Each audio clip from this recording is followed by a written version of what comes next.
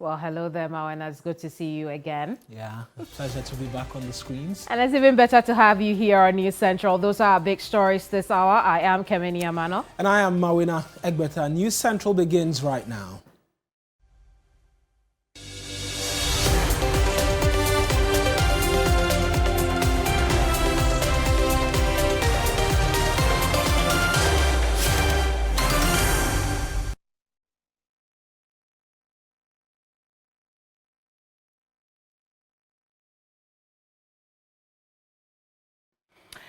Now, the Electricity Company of Ghana is racing against time to cough up $60 million or risk the return of Dumso.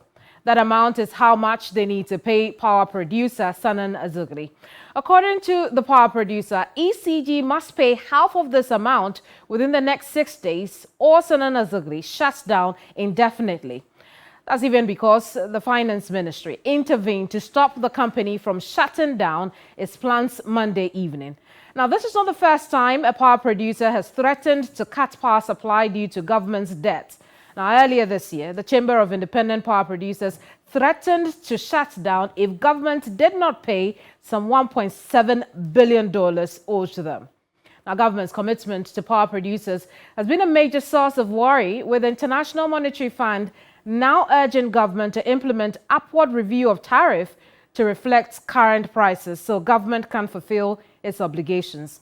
Now, this is what the fund had to say about the energy situation in its country report on Ghana. And I quote, "Additional quarterly tariff adjustments will be implemented in 2023 to compensate for any exchange rate and price movements and bring tariff close to cost recovery level, while efforts to improve operational efficiency of energy distribution as planned in the Energy Sector Recovery Plan and the renegotiation of contracts with independent power producers are expected to further reduce costs." Meanwhile, in the last quarter of this year, the Public Utilities Regulatory Commission announced a 1.5% decrease in electricity tariffs. Additionally, the finance minister during the budget presentation also made the following remark on the situation, and I quote again, "Engagements have centered on the sustainability of Ghana's energy sector as well as the restructuring of legacy IPP's debt and power purchase agreements, future timely payments to IPPs going forward, and the implementation of critically needed energy sector reforms." Now, the government aims to finalize commercial agreements with key IPPs in the coming weeks. End of quote.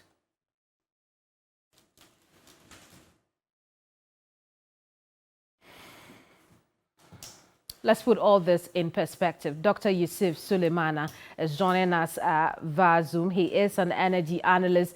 Good afternoon to you. But quickly, are you surprised that we've got to the point where a power producer is breaking ranks from the chamber to make such a demand on ECG? Yeah, good afternoon, Camille and Marina, and good afternoon to your cherished viewers in Ghana and across the globe. Thank you for having me. Indeed, I am not surprised at all. If you carefully monitor what has happened over the couple of months up to this stage, I think this is not surprising at all. And this may not also be the last time it's going to happen, unfortunately, until we find sustainable ways of keeping our power sector intact. And what are the sustainable ways? And let me try to tell you why I think it's not surprising. If you notice, when the IPP came up with the threats, government was supposed to approach their threat holistically and with all seriousness. But what you notice, I think it was almost like something like divide and rule, or divide, rule, and conquer of a sort. And so instead of tackling the bull by the horn or tackling the root cause of the issues, we didn't do that. We tried to get few of them, place probably if they take power from the grid, it might not impact the system. And so I think going forward, that has brought us to where we are. Why Asogli, an independent power producer, unilaterally decided to pull off. And if you look at them, they are forced to reckon with. If they should pull off as they promised, it's going to impact negatively on the power requirement of the nation, and that will automatically or inevitably lead us to doom. So should they stay on course to, to do what they want to do. Indeed, indeed. But I do want us to look at the recommendations that the IMF is making. It's saying renegotiate those contracts with the IPPs. It's also asking that we review upward our tariff adjustments. How helpful do you think these could be? Is government in the position at all to be able to do these things? Yeah, so that is helpful. But if you ask me from where I sit, I think that those ones are not the priority. If you notice that, if you observe, I think you also mentioned quite clearly that we need to be able to improve the efficiencies within the value stream. I mean, we have three value streams that are in this power generation mix. I mean, power generation system. I mean, we have the generation, and we have the distribution, and we have the transmission. If there's any inherent inefficiency in any of these systems, the cascading impact on all the system is done. And over the years, we've all known that distribution has always been the bane of our issue. So going forward, as much as we need to, I think even increasing tariffs is should be secondary. What I think we need to do is to improve our revenue recovery measures. Let them be robust. And I can tell you, I think they are not doing bad at the same time. But what we need to do, we have to stay put and ensure that we avoid both commercial losses and technical losses. If we do that and we become phenomenal efficient, I think we might not be even be, there may not be any need for any requirement to increase tariffs if we are so efficient. Indeed. And Doc, you're right about it. ECG has been embarking on revenue recovery across the country. We know that some 3.1 billion cedis was realized from that. My question to you is, based on your analysis, does it look like ECG could cough up $60 million over the next 2 weeks to ensure that we do not return to power outages or doom so? Yeah, so if you look at the negotiation, I think it's just showing people real. What the government hasn't been able to do, if you notice from the IPPs, you have to discuss if there are some key issues that are pertinent, that are resulting to why you cannot meet your obligation. You discuss the whole article with them, and you have to negotiate in good faith. So going forward, I'm sure that if government of Ghana will come to the IPPs and let them understand the status, it will help. But apart from that, we don't have to wait for this thing to accumulate to these levels that is so much that we cannot bear. What we need to do, at least, we have something called cash waterfall mechanism. There was a time that it got so deactivated that it wasn't working well.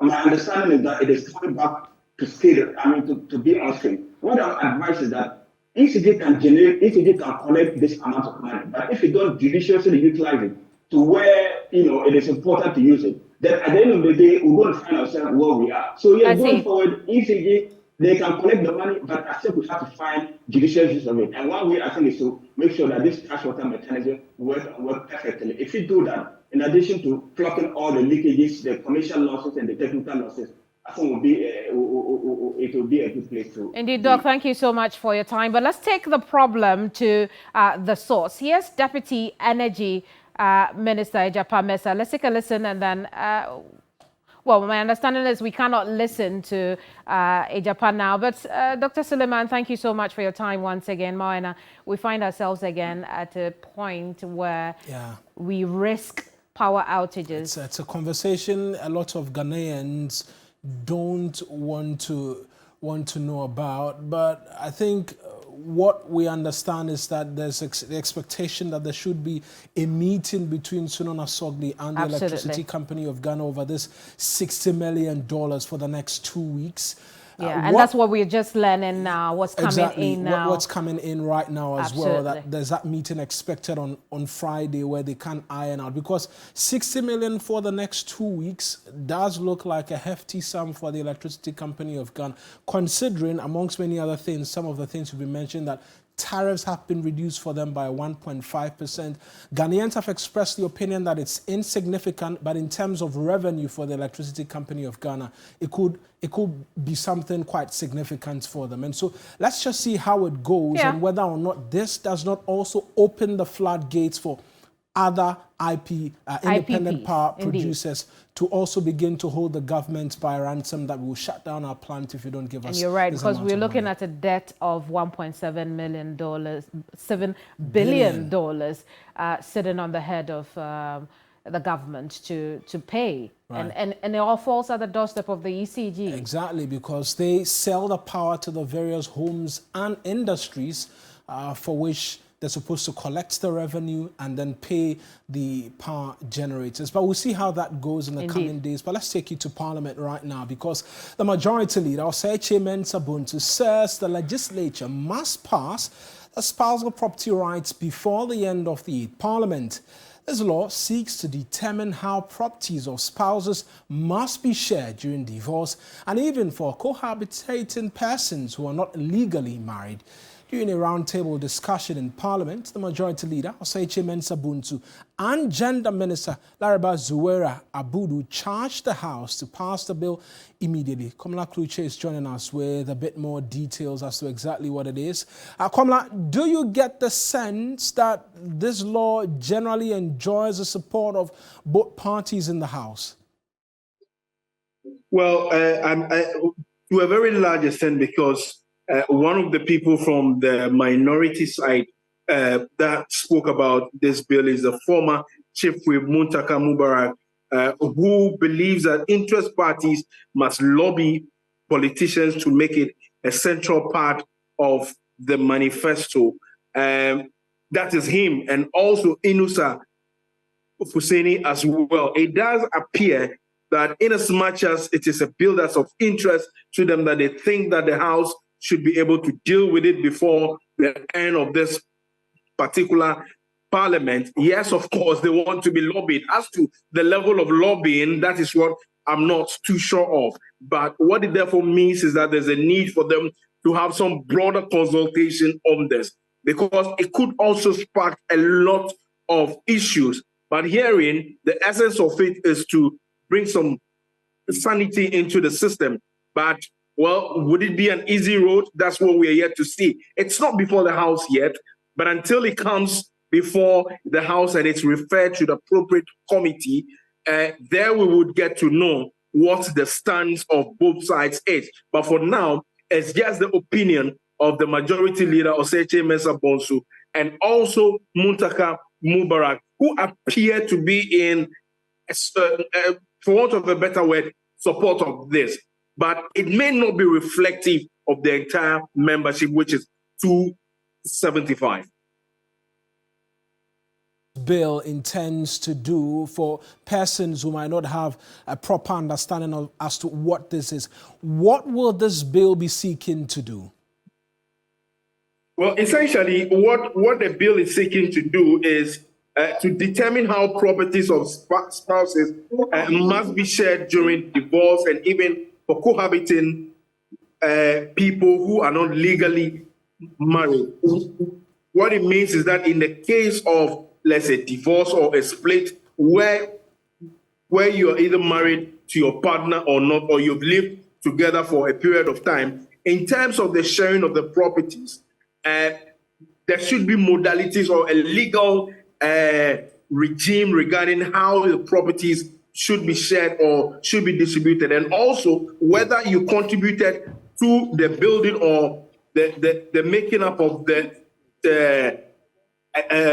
for want of a better word, the property or not. The law will be able to define it in that regard. And when it comes to sharing, it will also spell out the ways and means of how it should go. But this was what Osagyefo Mensah-Bonsu was saying a short while ago. Yes, the blame for the non-passage of the bill has been laid on the doorsteps of Parliament. And this is because the bill has been laid twice, referred to the committee and allowed to lapse. It is crucial for Parliament to enact into law an act that directs the distribution of spousal property among spouses going through a divorce or separation. Colleagues, at the end of the 8th Parliament, at which time I shall surely retire, but I believe I will not be retarded from this August House, and I believe I can say the same for the first Deputy Speaker. Among the many things we will do in the impending fourth and last session of Parliament should be the passage of the property rights of spouses.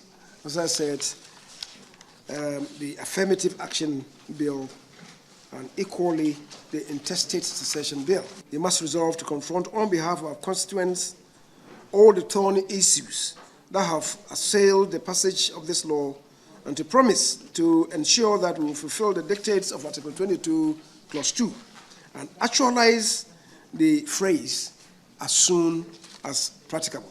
It is not easy when you love somebody, when you love a man, at times you don't care whatever you are doing. Some even take their parents' property and will to a man. Yeah, out of love. Some do, especially the young ones, So we need to educate them. So gender ministry, we will collaborate with them. But this bill is underage. It's not under. So that's the gender minister as well speaking there. Let's go back briefly to Komla Kluche for what more we can expect from Parliament today. Just walk us through it, Komla, expectations as to what more is supposed to happen in the House today. Well, the majority leader, the Minister of Interior has been speaking, justifying the action of the police or the security services in the disturbances in the German South constituency where some individuals were killed. He has been indicating that the police acted professionally and also, to some extent, they also acted in self-defense. He's still on the floor, though, speaking in that regard. But this is the crux of what he's been saying. Well, the comment has not come too well with some of the MPs who think that the position of the minister in justifying the actions of the police, it may spark further disturbances, but there's a need for the traditional authorities to work together with the security agencies to ensure peace in the area. Right then, Komla Kluche is our Parliamentary Affairs correspondent, and on that security note, a lot more security stories coming in. Indeed, if you haven't checked, and I'll tell you that it's about a year to the 2024 general elections. That's why a National Election Security Task Force has been activated towards safeguarding the nation's safety before, during, and after the election. The event has seen the IGP, Dr. George Dampare, as well as the Chief of Defense Staff, Vice Admiral Seth Amwama, all pledging to offer their services to quell any attempts to disturb the country's peace. Now, Electoral Commission Chair Jean Mensah, who is also present at the ongoing event, is making a host of demands in helping maintain peace.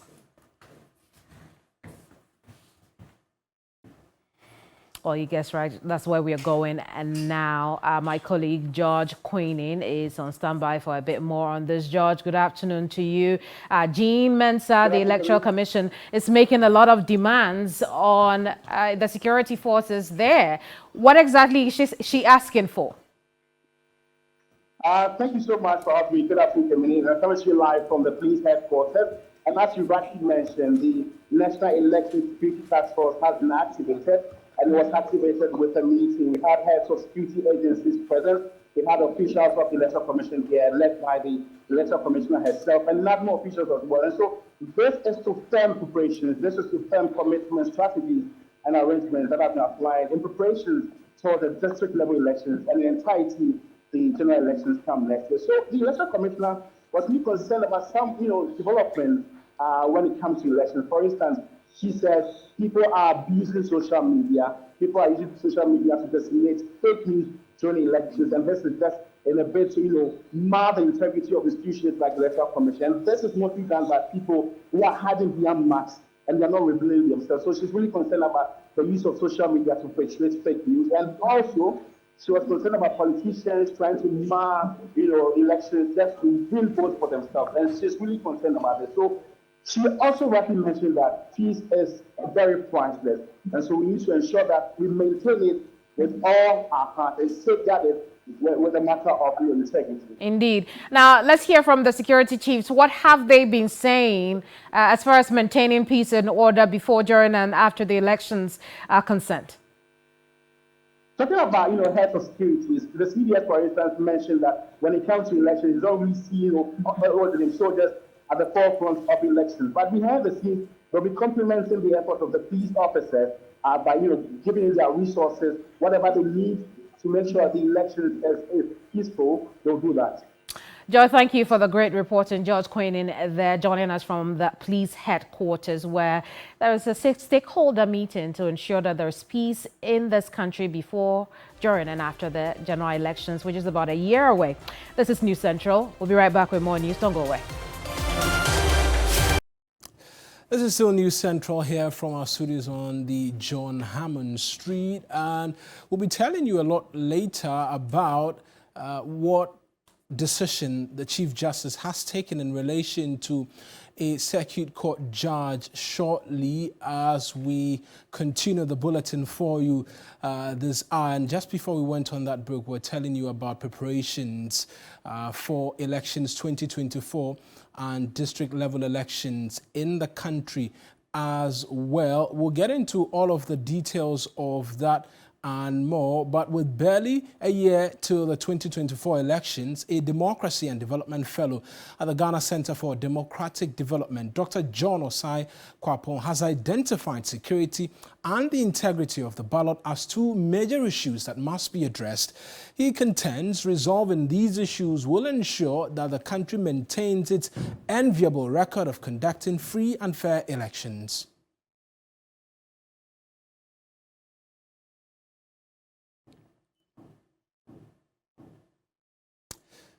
We'll bring you details of that story shortly, but right now, let's to Regional Hub. And did you know that 350 people died in road accidents in the Ashanti region this year alone? The deaths occurred between January and October of this year.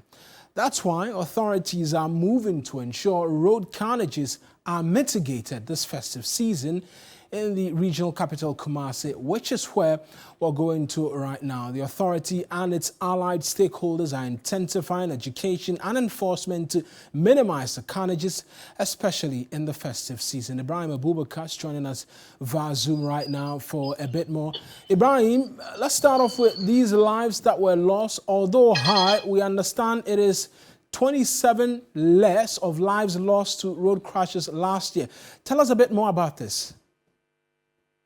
Well, like you said, 350 deaths this year. Last year it was 377 between January and October. Even though 27 declined, but the situation is still troubling. Losing 350 lives through road accident alone is something that the road safety authority say it's not right. So now what they are doing, it is a joint exercise, the driver and vehicle license, a motor transport and traffic directorate. They have decided that this year they would want those accidents minimized, but they know that it cannot.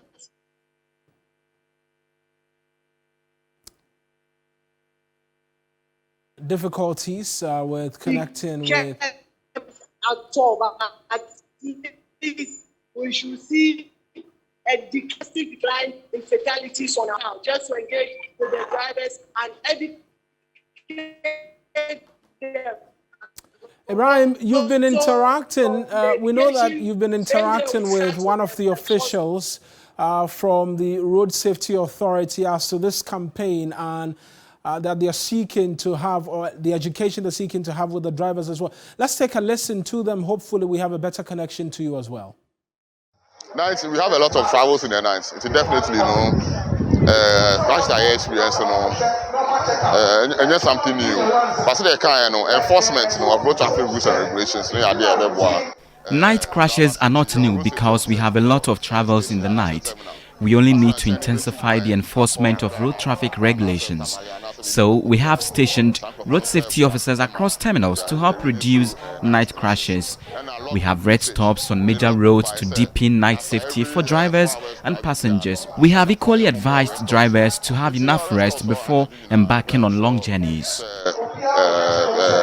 night safety, and I said vehicle safety at night, everybody.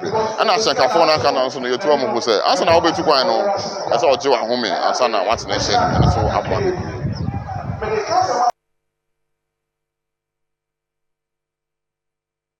Authority. Let's try one more time with Ibrahim, but we understand we'll have to go back to Ibrahim a lot later for details of that particular story. Indeed, right now we'll take you to the Judicial Service because the Circuit Court judge has found himself on the wrong side of justice. Alfred Kwabena Esiedu was fired for abuse of office and sexual exploitation.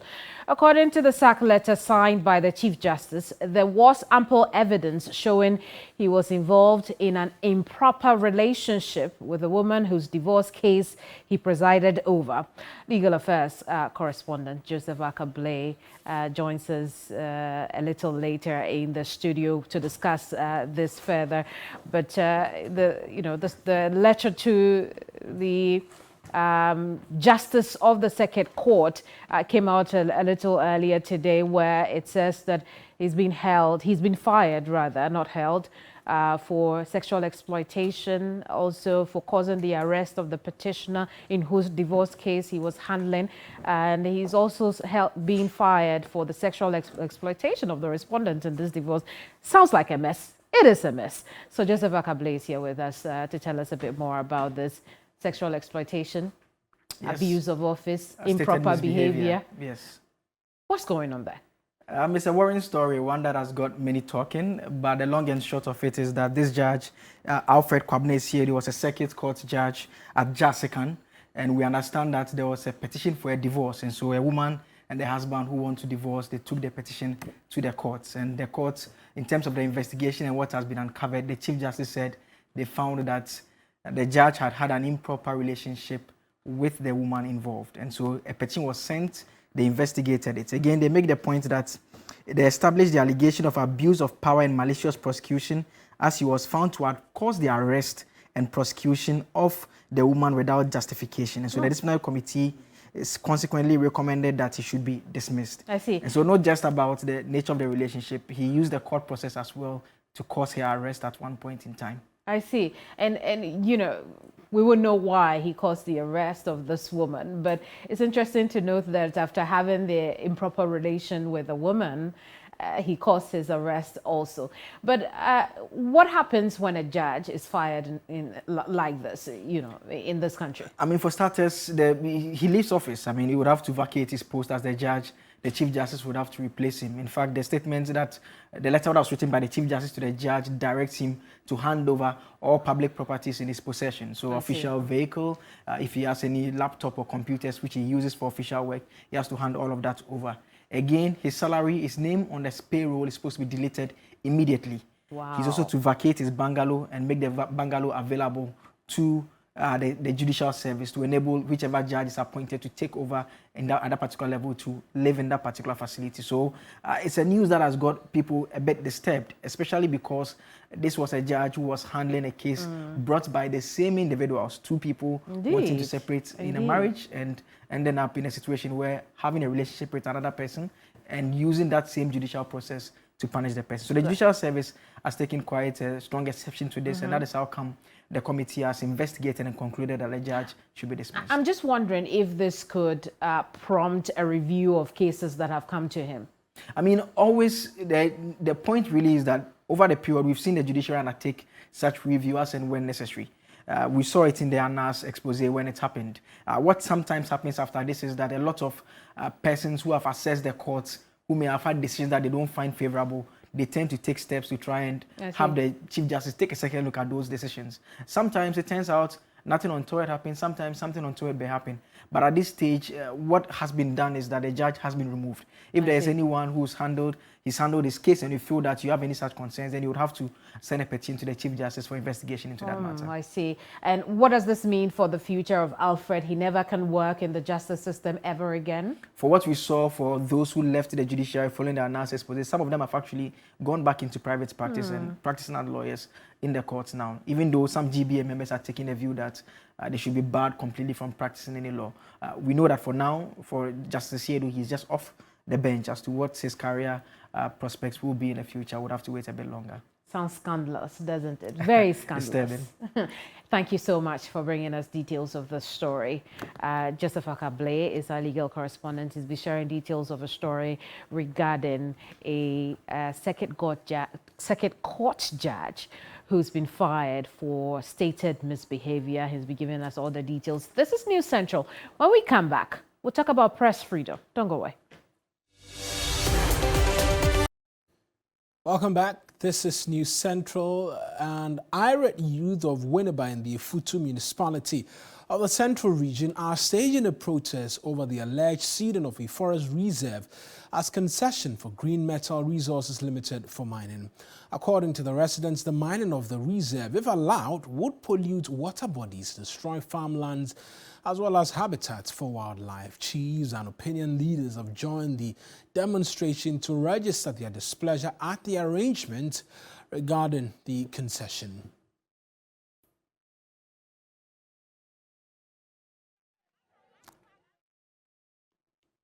Well, some of the demonstrators have been speaking to us this afternoon.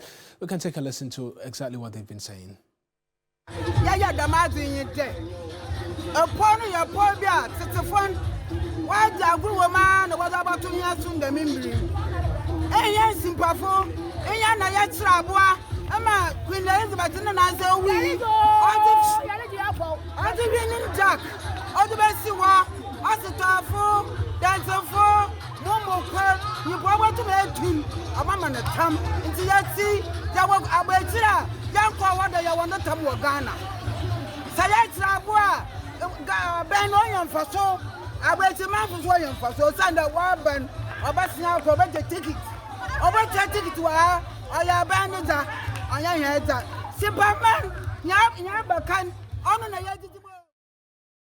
As an elderly woman, obviously not enthused with the fact that parts of the forest reserve is being ceded out to a mining company, and they say they will resist it with all of their strength and might.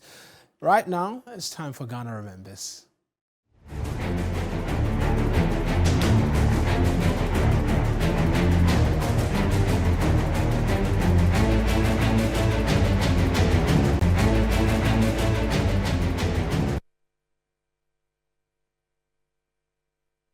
Today, we put the focus on the pledge to protect the media.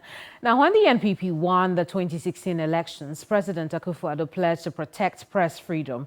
He pointed to the party's repeal of the criminal libel law in the early 2000s, a testament of the party's long-held belief as a defender of media freedom. In what will appear to be in line with tradition, President Akufo-Addo, on assuming office, said he prefers a vocal media to the state-controlled one of old, a position he reiterates. Again, that I must prefer the noisy, boisterous, sometimes scurrilous media of today to the monotonous, praise-singing, sycophantic one of yesteryear. The Ghanaian media has, in fact, enriched the nation's governance by its curiosity, investigative skills, and persistence. But the question is, what has been the record of the government in this regard? Here's what the numbers say. Ghana in 2018 was ranked #1 on the Press Freedom Index for Africa and 23rd among 180 countries globally. Today, the nation ranks 9th in Africa and 62nd globally, a 2-point drop from last year and an even further plunge from its global position 5 years ago. Reporters Without Borders, the group that put together the index, expressed disappointment in Ghana's performance in protecting press freedom. In their own words, in a country where arrests of journalists had become an exception, these new cases of detention and violence are very disturbing. They are contrary to the exemplarity expected from a country renowned for the quality of its news reporting that is a direct consequence of the freedom with which journalism is practiced there. They therefore urged that authorities must stop resorting to prison sentences for press offences and must prosecute and punish those who assault journalists. Now, beyond concerns about such violations, media engagements have equally dwindled. President Akufo-Addo in July 2017 promised to hold a Meet the Press series twice a year. Now, he said, and as you see on your screen, it will enable me to share some of my thoughts on what has gone on and allow you, members of the media, to express your concerns and questions, if any.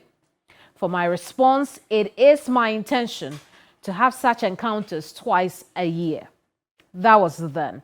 Although a few engagements took place in his first term, it has now become a mirage.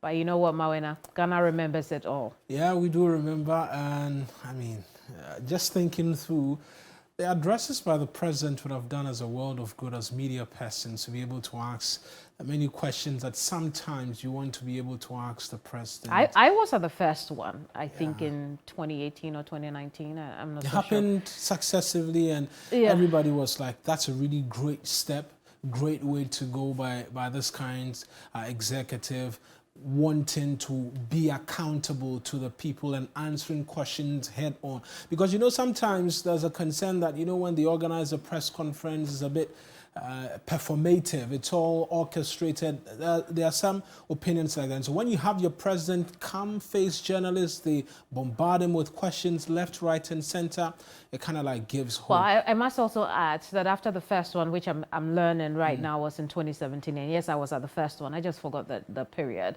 There had been concerns that the subsequent ones were filled with people who were praising in the president. Again, because of what occurred at the first one. We hope that the presidency is listening. Eugene Ahim, who is now a parliamentary contestant in Ewutu Senya West. We hope that, you know, you bring it back so we can ask some important questions of the president. I wonder what you'd like to ask him. I'll keep that on wraps. I'll keep that on wraps. When I get the opportunity, I know what I'll ask the president. Yeah, I get it. That's it for Ghana Remembers.